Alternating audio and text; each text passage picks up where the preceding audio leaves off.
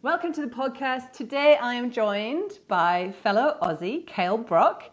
Kale is an award-nominated writer, producer and speaker and has recently travelled to Namibia to live with a real-life hunter-gatherer tribe called the San, where he ate like the tribe, hung out like the tribe, slept like the tribe, and even collected some of their poo to bring back to Australia in the name of research. I'm so excited to have you on the show, Kale. Welcome. Thanks so much for having me, Helen. I'm looking forward to it. All our discussion about poo. I'm sure we're going to talk about it a lot and lots of other stuff as well. It's my favourite topic, poo. I love it. Great. That's awesome. So what I'd like to find out before we dive into anything is what Kale Brock had for breakfast. What I had for breakfast this morning, I had fermented bircher.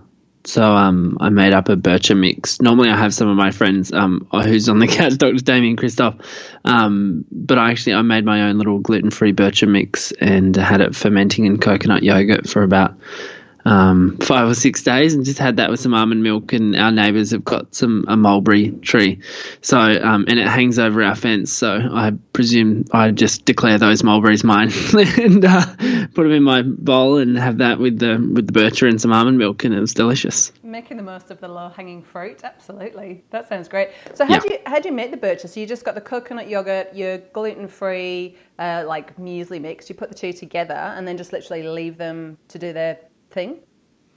Yeah, essentially.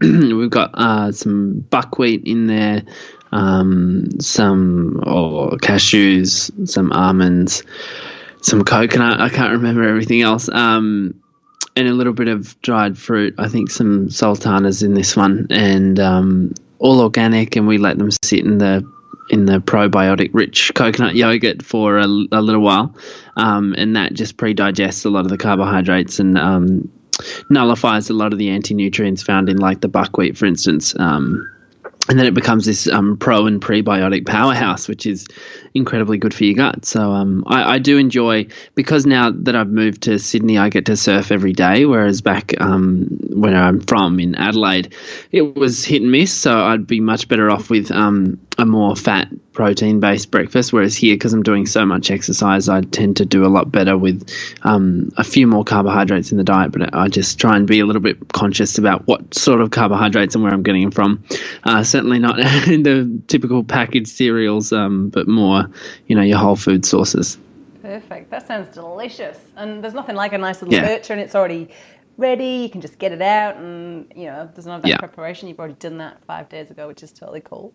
So, Kale, when did your interest in health and well-being begin? I was 16 years old, so I was quite young. I was diagnosed with a heart condition called supraventricular tachycardia, SVT for short, and I would experience arrhythmias to the point of almost fainting. And as an avid surfer, almost fainting out in the ocean is not such a good situation. No. So we went to the doctor, and I got sent home with all these little battery packs attached to my chest, and we were trying to work out what this thing was. And long story short, they said, we know what that is. It's SVT. What we'll have to do is get you in for an ablation. And an ablation is where we cut through your groin or go into the armpit, and we enter your heart and we burn away a piece of the heart, the sinoatrial node, because it was malfunctioning.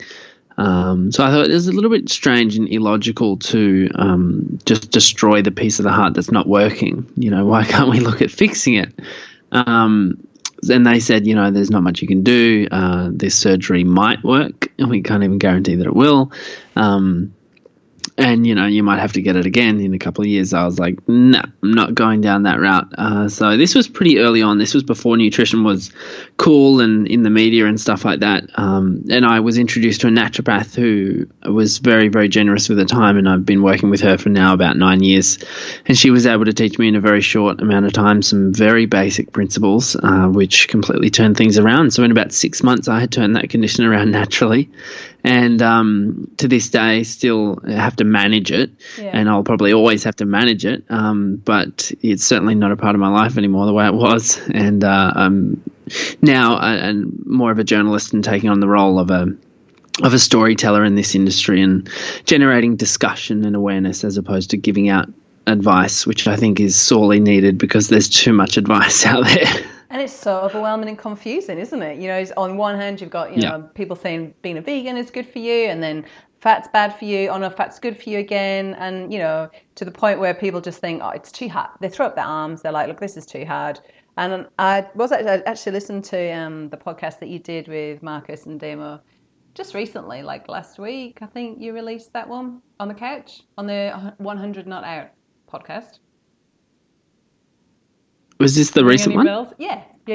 And on there, you were saying how you're bringing, turning this in, contributing to the discussion, but not in your movie, the Gut movie, which is coming out really soon. You're not telling anybody what to do, right? It's not like this is what you need to do, and everyone runs out of the cinema going, "Oh my God, I'm going to die if I don't do this," which is refreshing.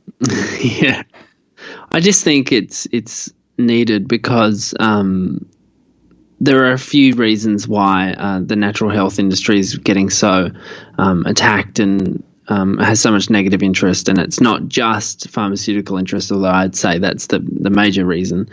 It's also because we do have some people out there who are dishing out advice or ideas that are not so beneficial to the public. And I just think that the more we proceed with caution and proceed with empathy and acceptance, and take everything with a grain of salt, the better off we'll be. And I've always sort of vibed with those sort of people who don't tell you what you should be doing, who they empower you to discover what you should be doing. And I think that's what I've tried to do and what I'll continue to try to do with all the storytelling that I do throughout my life. And it's not just going to be gut health related, although for now it is. That's amazing. So I'm just like totally, my mind is blown that at age 16 you had that kind of like confidence and that second guessing to second guess a doctor. And when you're talking about your heart, you can't really mess around much there, can you? Were your parents really supportive and a little bit sort of anti-conventional wisdom at the time, or is this just all your own amazing guidance?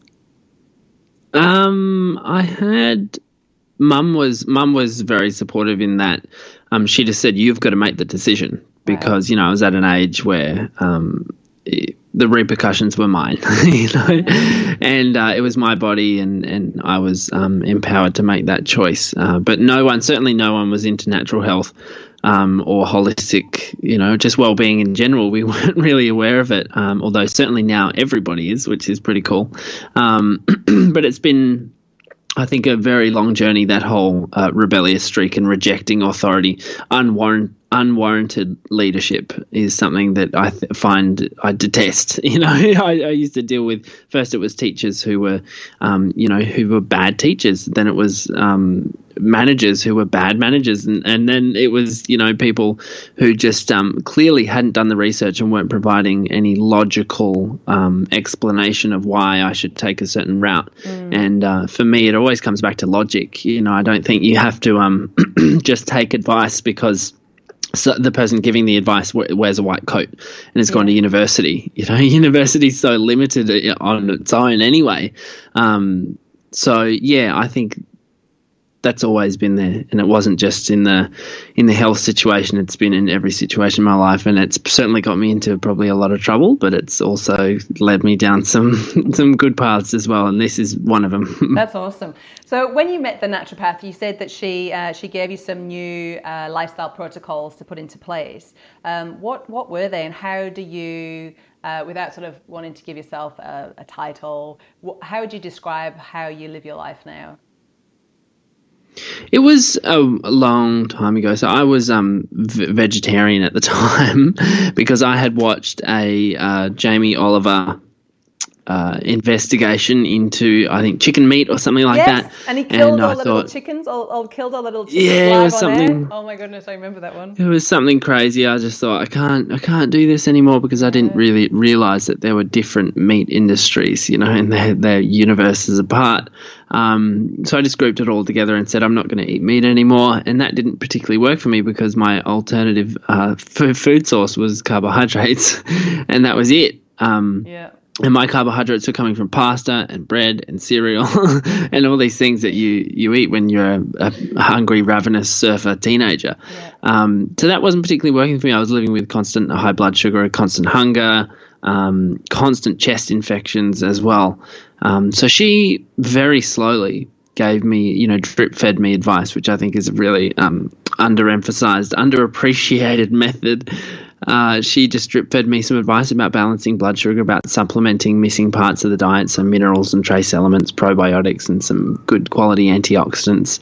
And I just did the basic things, and it took me, a little while for it to really kick in. And then from there, I guess I started doing all my own research and did the whole shebang. It wasn't like I just landed on this perfect diet and then decided that this was it. This was the perfect diet that was going to save me. I went vegan. I went raw vegan. I did paleo. I came all the way back to full circle to the advice that this wonderful naturopath gave me at the beginning, which is important, I think, because you need to go out and experience these things, or at least I do, because I need to check them off the list. Yeah.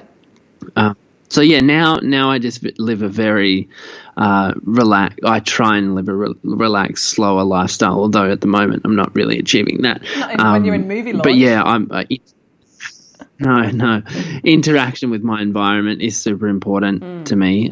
So really embedding myself in nature every single day. So this morning I surfed for 2 hours, and tomorrow morning I'll go paddling on the river for a couple of hours, and I just try or I'll go fishing or foraging or whatever.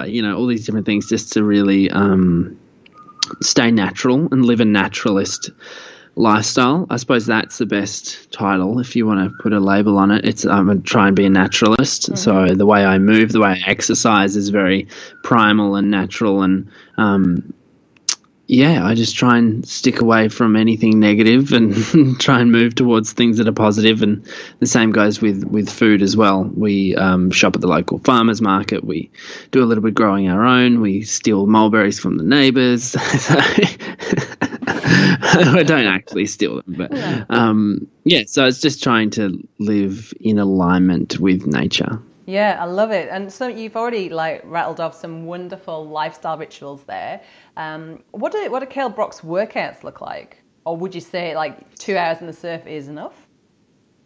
2 hours in the surf is definitely enough. Hell yeah. I'm feeling pretty stiff now, but only because it was an intense surf. Some 2 hour surfs are very gentle and easy. It just depends. But a lot of my movement principles just come from a friend of mine who owns a gym here in Avalon called Balance Studio, and it's just all primal movement. So a lot of locomotion, a lot of gymnastics, acrobatics sort of stuff. Wow. And handstands, rolls, all that sort of thing. But then also getting specific to counteract the bodily effects that surfing has on you, even though I'm probably doing the worst thing ever is lying down with my neck up, which is what I do surfing. Been doing this morning, looks comfy. Yeah, so I've typically done a lot of put a lot of stress on my neck, so I need to consciously activate my back extensors and my scap muscles and stretch what's tight and be specific at the same time as enjoying all those locomotion things. So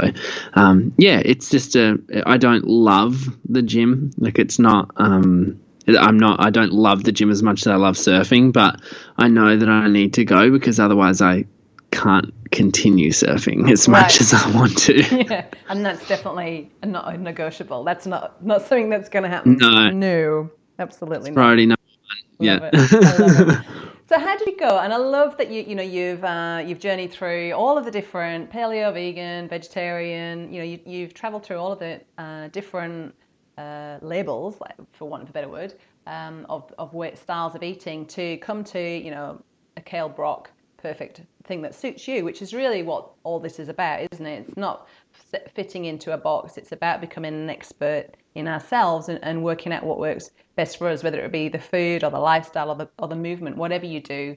If you're feeling good, then you're on the right tracks. But how did you take this passion and this? You've obviously got you're more of you've got more of an interest and more motivation to research than like Joe Blogs, a normal person. So where did you go with this?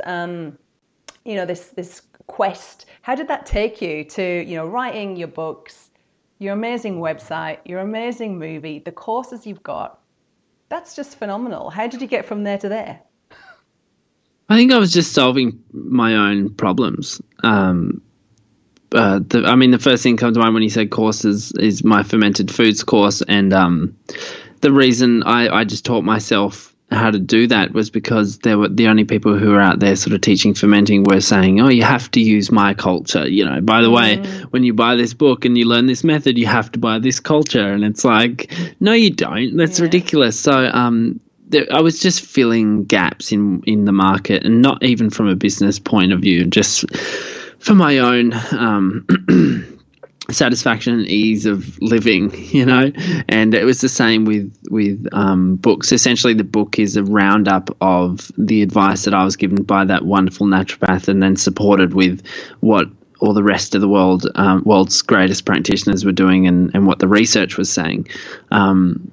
So it's not like I just came up with these ideas and invented them or whatever. It was just taking information that was already there but presenting it better. Yeah. And I feel like that sentence is completely my job. And it's the same with the movie, just in letting the experts do the scientific talking, but being an expert in wrapping that all up in a nice, comprehensive, enjoyable bundle. And that's, I suppose, been a part of what I do is making it enjoyable, because sometimes when you do watch these movies or you read those books, they're doom and gloom and they're boring. And there have been so many health books that I just shut halfway through because they're crap. They're so boring to read. And I didn't want mine to ever be like that. So I've always tried to embed a little bit of humor and fun into whatever I do, just to inspire people and to let people know that it's okay to not take yourself too seriously, because I never do. No. Because it's rife throughout this industry, and we've seen it with, some people get attacked and the first thing they do is they attack back. Whereas, you can always laugh it off or find a good spin on it or turn it into a good thing. I've certainly had my fair share of funny social media moments, and people tend to get a little bit crazy when they're behind the keyboard, but you can always turn that into a funny thing. It's inspired a lot of funny videos, which I put out there on Facebook, and I think that's great. So if I'm comfortable in where I'm at the moment, in finding some sort of joy and comfortable space in the health movement. So I don't know if it's widespread working or whatever, but it's working for me. So that's important. No, I love it. And like I said earlier, Kale, it's really refreshing, because quite a lot of the documentaries that we watch, it's like similar to you having to close the book. You'll get a few minutes into it, I'm like, turn it off. I can't stand to see all these sick fat kids. Or I've been to in the cinema, watching movies along health movies, and been literally in tears for these poor people in so much pain. And so I think that adding a lot of humor and lightness to it really helps to keep it light and make it not so doom and gloom. So real credit to you for that approach. Is so cool. So take us to Namibia. Oh my goodness, you actually lived with a real tribe. Was it like, why Namibia? What was the idea behind that? Share with us that. It was basically just trying to find to go as far away from Western civilization as possible, as far away from modern medicine as possible, to our primal roots, really. And Jeff Leach of the American Gut Project, or the Human Microbiome Project, he's been doing work with the Hadza in Tanzania, which is not far from who are another Bushman, essentially, Bushman tribe. And he's been doing microbiome research with them for a long time now, and has been publishing stuff about their microbial diversity being really superior to any Western samples and things like that. And he famously did his own poo transplant, a DIY fecal microbiota transplant on using the sun's poo. Using the Hadza's poo. Mm-hmm. So that was, all those little indications were really interesting to me. And it wasn't possible to go and film with Jeff himself. So I sort of looked at where else were tribes living a very traditional lifestyle, Africa being obviously the postulated root of all humanity. So I thought it was pretty logical to go there and live with the sun. And it was an incredible experience. We were out in the wild. We found a conservancy that had a group of people who were living traditionally from the land, and the way that had been set up was that tourists could come and experience that in a gentle way or a authentic way, and they pay a little bit to do that, and that actually helps the conservancy exist. It helps the maintenance of the land and or the allocation of the land be sustained, because Namibia is not a economic powerhouse, and unfortunately money does play a big role. And if tourists are willing to pay thousands of dollars to come and see African animals in a nature reserve, sometimes that means that the government wants to kick out the Bushmen who live in that area, to create a reserve, which is sort of this weird dichotomy, because they're putting the land aside to maintain it, but they're putting the people out. So it's this very interesting situation to go there and see, and to see how far removed they are from Western society. And the sun, essentially, they're not all living naturally. This is a thing. There's this mix of the population, and some of them are living in town, and they are quite sick. They often have alcoholism, not dissimilar to some of our Indigenous populations. There's that mix of living traditionally or adopting certain Western principles. And then the further removed they are from Western society, the healthier they get.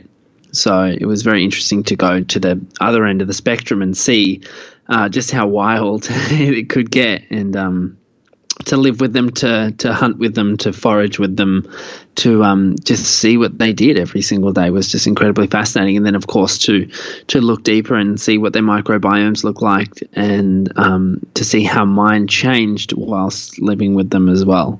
So yeah, it was quite a fascinating experience. So you went all out. You didn't just do the teetering on the edge of the tribe. You went in for the full authentic experience. For a week you were there, right?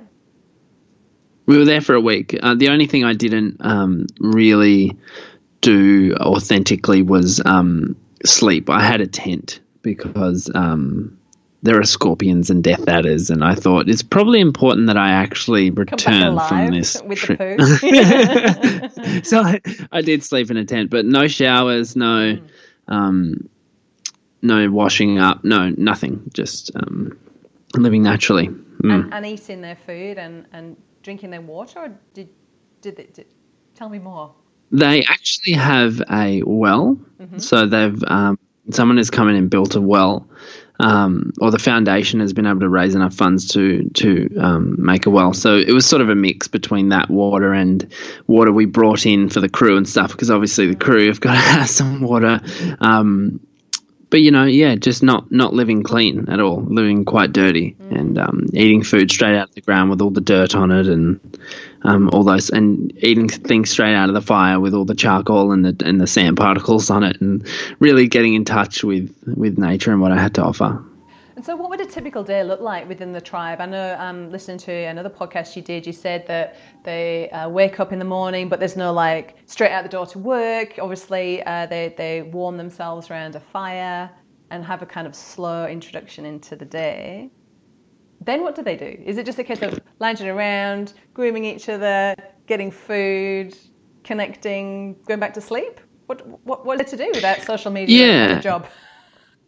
Well, it's funny. It's so community minded. It's not really it's what they need to do that determines their activities for the day, and often they do need to go harvesting and foraging. But it's not hard. This is the thing. Within a 2-kilometer radius of the camp, of the village, they have access to hundreds of different foods, and we were bringing up kilos of bush truffles and bush potatoes within 500 meters of the camp. It's just insane.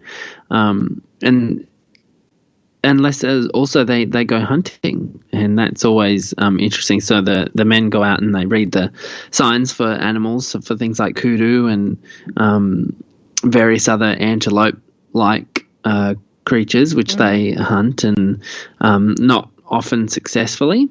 Okay. They actually do fail a lot of the time, which results in them living off predominantly a plant-based diet. And there's a lot of relaxation around the camp, and often the men have a fire and the women have a different fire, and the women sit around and they chatter and they laugh and they're having a really good time, and the men are more somber and they sit there and they just have low mumbled conversations. It was so interesting to see that whole relationship and how comfortable everybody is with their position in the community, and how there's no real leader and there's no real idea of ownership, and everything's part of the community, and when you go and get food you get it for the community, and everybody looks after each other, and everybody has a say in the decision making which affects the community. It was just really cool to see something so something that looks so simple but was so complex and solid in its nature. And there's something, when you're talking about it, it just seems, it's almost like with relief that I'm hearing you say it. It's like, oh, that sounds so good. And I know, we've now, our society, we're so far removed. We're so far removed from that. So it's almost like, I don't know, like an ancient knowing, that some part of you can remember being like that, instead of being all isolated. I think on our own these days. Yeah, I think I certainly brought those principles back with me to Australia in a big ways. The emphasis on community and how important it is, and who you eat with is almost as important as what you're eating, and to be in touch with your food supply. And I've hadn't fished for probably 10, 15 years, and have just started taking up fishing again to do my own version of hunting. So, all these things which really which I carried home with me, and the importance of environmental interaction in not only emotional health but also physical health, in how much it actually determines and influences the gut microbiota which are present. So tell me a little bit about the parenting and the children.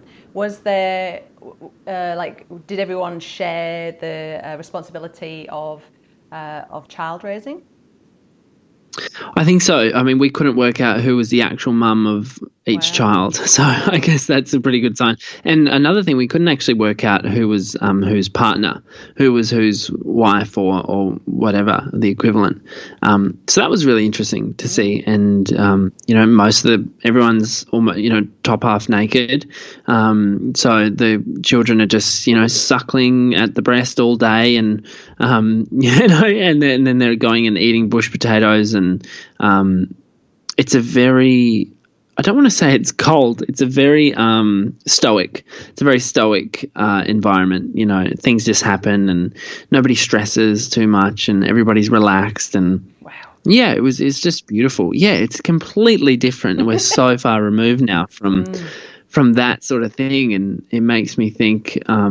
It makes me appreciate what some of my Italian friends do, and live with their parents, and have their grandparents living out the back, and all these different things, which I previously would have balked at, but now I sort of go, there's something in that's very important, and inherently ticks off some sort of primal checkbox that we need to have covered if we want to live a long, happy life, because that's what a lot of these traditional cultures do, and experience those who live really long lives, like the Okinawans, the Icarians, even the Hunza as well.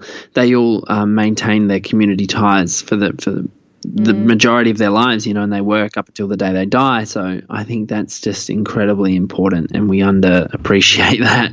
We do. But when that comes back to the gut as well.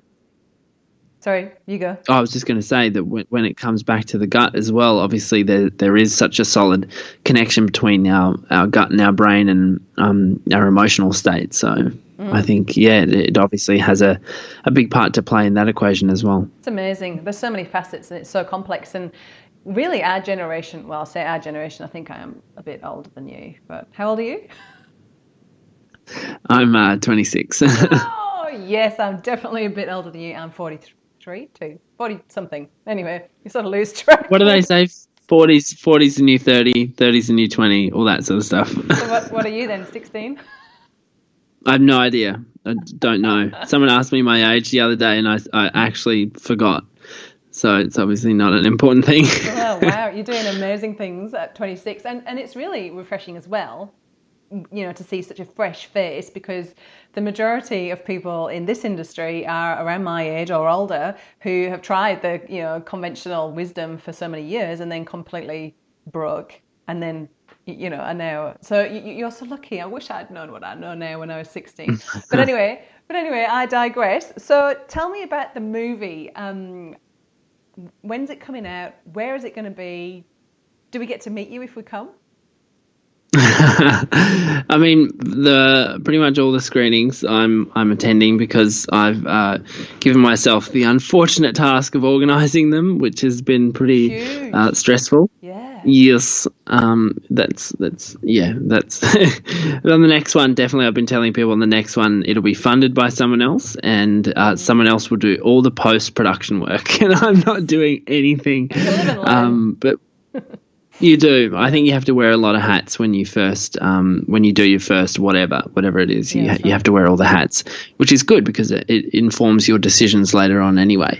But with the tour, I'm actually coming around Australia. I'm going to most locations, any that we could fit in before the end of the year, because those of you who have run any sort of event, you never ever do them in December, and you never do them until February or March the next year. So we could only fit in so many in November, and we'll look at potentially doing some more and filling in those location gaps early next year. But it's just going to be a fun sort of evening where we do screen the film, and hopefully people have some laughs and walk away with less of a stigma about things like poo. I love poo. Yeah, and really learn some stuff as well, even though I really wanted it to be not so much about learning, but more about inciting discussion. Obviously, there's a lot of really cool information in there as well about the gut and the microbiome. And we're doing Q&As and giving away a bunch of prizes and all that sort of stuff. But I think the reason I really wanted it to be in cinema settings as opposed to like community halls and stuff like that was it had to be, I think the vision we got and everything we've got really warrants a cinematic experience, because it's quite a beautiful film. I mean, in regards to health films, it's definitely I think we've got like 4 or 5 stock video clips in there, whereas most health films have the majority of the film is stock footage, which is not typically creatively interesting, and there's not an excessive amount of talking heads. Each expert has their own little section at certain times, and we go through topic by topic in a very gentle journey-based way, which I know I learn better from. So that was why we wanted to take that approach with the film. So I think I'm really excited. To be honest, I'm actually a little bit nervous about taking the movie around. I think we've got over 2,000 people booked in, and that's like, I think 55 or 60% full. Wow. And by the time we actually start, I'm assuming it's going to be almost full, and that's even more nerve-wracking. So hopefully people like it. Oh, they're going to love it. I mean, it just sounds absolutely amazing. So can you tell us about the SANS gut microbiome, or is that kind of like the key part of the movie? No, I mean, it is. How my microbiome changed is quite impactful in the film. But the gut microbiota of the sun was very, very interesting and very different to us in the West. Their gut pH was specifically quite optimal compared to us in the West. So they had a very expanded number of Bacteroidetes versus other bacteria. So their inflammatory profile was very impressive. They had a high capacity to downregulate inflammation, and that was actually transferred through to me in a certain way. So it was all. Excuse me, I just had a big kombucha. It was all quite interesting to see, and bring it back to the labs and see what the data actually said, because it's hard to argue with data, but at the same time, because we're in a field that is so in its infancy, and we only know such a small fraction of what there is to know about the gut microbiome. It was just it was quite objective, and it wasn't so like, oh well, with some of these documentaries, and they do the guinea pig scenario, you can test something like cholesterol. You very easily, there's one number, or there's, a couple of different numbers that you can go, yep, improvement from X to X. Whereas with my microbiome, it was kind of like, what is an improvement? What is a positive change, and what can we measure, that really gives it some impact. So we basically just had a look at the only thing that's consistently talked about as being a healthy indicator of microbiome health, and that's microbiome diversity. So you'll see some very visually interesting diversity plots where I started off on one end and ended up on the other. I'll say that. It's so fascinating. And did you change how you felt over that week? Did you come away more relaxed, more happy, more grounded? I feel like emotionally it was just such a beautiful time away.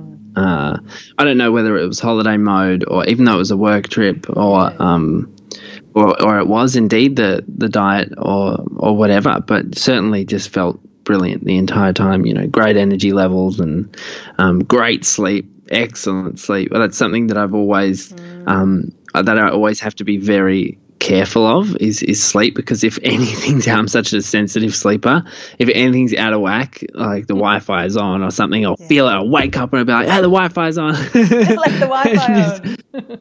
yeah, or there's a little bit of light coming in the room, like all those different things. So I had really great sleeps and great poos, all those things that you associate with gut things in life, I reckon. Yeah.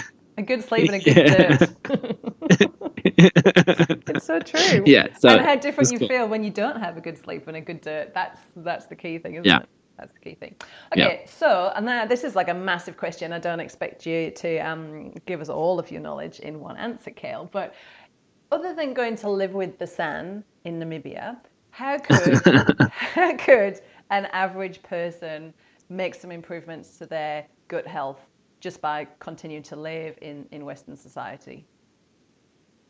Yeah, I always tell people to start with whole foods and see where you naturally feel inclined to go from there. Because I think the whole food story is it's an important place to start with, because I think, without trying to get too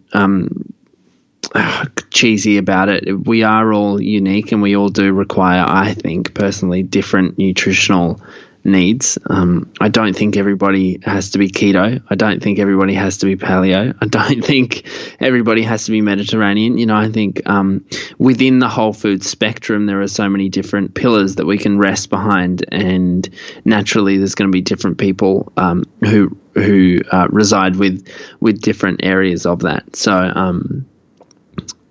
one of the biggest principles I like to share is listen to your inner nutritionist. And but first you need to get in touch with your inner nutritionist. And I find that some people are a little bit lost, and they think their inner nutritionist is craving a Kit Kat when really it's just some candida, or some maybe a yeast infection of some sort, or a parasite infection. Yes. So I think it's really important to do the cleanse work when you're being told to by a good practitioner, because they do know what they're doing most of the time.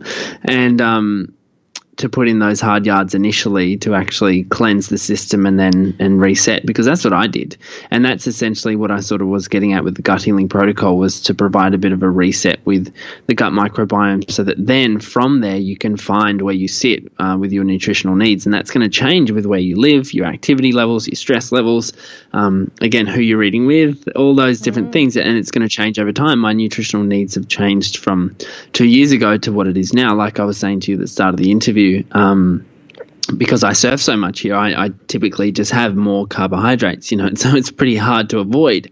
When you come home and your glycogen stores are depleted, your body will crave carbohydrates, which is a completely natural thing. And if you're not trying to do keto or whatever, I'll naturally go into ketosis in the mornings when I go surfing on an empty stomach and come back and don't eat breakfast until 11 o'clock. I think for me that's a natural process to do that. So really, I hate sounding so vague, but I think if people can start with whole foods, eating lots of vegetables and a little bit of animal protein, if that sits within your ethical standards, or and embracing healthy fats and pretty much ignoring mainstream health advice, taking probiotics and avoiding antibiotics where possible, all these different things have a massive impact on the gut microbiome. And getting out the house.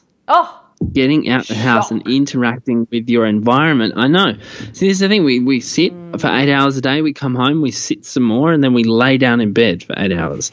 It's like you're not living like a human, and your health is going to be a reflection of that. So, and there's this whole thing like, oh, well, you got to work 9 to 5. Well, you don't anymore. The world has changed. So true. And that's so true. You gotta, that bricks and mortar, old school business of 9 to 5, driving to a certain place to work, to come back again.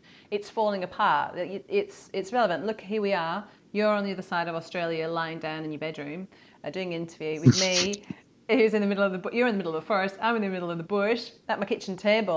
We didn't need to wear a suit and a tie and go to a Skype person to do this, did we? So, that's a really exciting message for a lot of people who've come from the corporate world, and they're just used to sitting in front of a whirring computer all day, and then they come home and they've just got the buzz of the fridge. It makes the body so stressed, whereas the human body, the genes are expecting to see the trees moving, the clouds moving, the crashing of the waves. Even just talking about it makes you go, doesn't it? I love it. So I don't think you've been vague at all. I actually think you've absolutely nailed the message about becoming an intuitive eater, listening to your internal nutritionist. I love that one. That's so cool. I'm going to start using that one. But the reality is that most people don't even know when they're hungry and when they're full. They're just eating, aren't they, by the clock, and then they're just clearing their Most people are thirsty. Most people are actually thirsty, not hungry. That's what I've found. They're chronically dehydrated. That's one of the biggest problems that we just do not address. So true. But plenty of delicious rainwater here, which is very nice. So lovely. I want to get a ticket. I'm coming to Perth, which is about 6 hours from where I am. Wow, that's a big commitment. Far out. I hope I hope it's good. Man, it better be good. It better not be crap. That's going to be awesome. I seriously can't wait. So where do I go to get a ticket? It's kalebrock.com.au/gut movie. So it's pretty easy. And it's all over Facebook as well. I mean, just this morning we had the guys at Food Matters share the trailer, which was pretty exciting. So it's getting a big boost at the moment, which is nice. But kalebrock.com.au/gut movie, and all the dates are there and the trailer's there. So it's pretty easy from that point. Easy. Yeah. And the locations that you've got that you're on your tour are Melbourne, Albury. I have to just say that, or Albury, because I'm in Albany, which it's so near. Oh, of course. So near, it's good surf down there. Yeah, it is. You're right. Perth, Cairns, Brisbane, Gold Coast, Sunshine Coast, Byron Bay, Avoca Beach, and kalebrock.com.au. Now, if we couldn't get to the movie, but we wanted to work with you,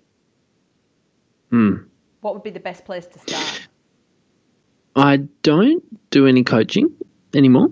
So I don't know in what Too busy context today. we could work together, but well, I'm not even too busy, and this goes back to that whole thing is that I don't want to be too busy, Yes. and what you say no to is almost as important as what you say yes to.